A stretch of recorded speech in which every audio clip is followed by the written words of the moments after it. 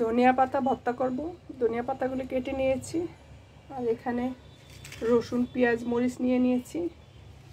এখন কড়াইতে ধনিয়া পাতা প্রথমে টেলে নিব, হালকা পরিমাণ তেল দিয়ে দিচ্ছি।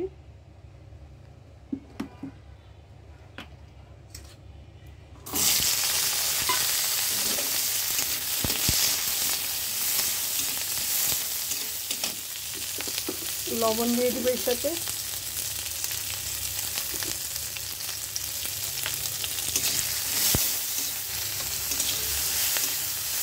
কিছুক্ষণ ভেজে নিলাম, এখন ধনিয়া পাতাগুলি দিয়ে দিব।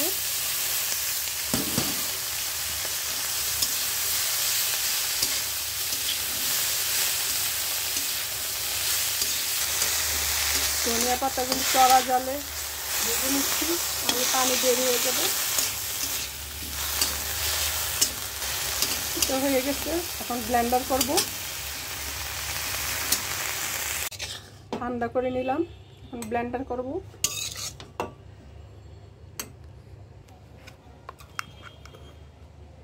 এই যে ভর্তা রেডি হয়ে গেছে, উঠে নিচ্ছি।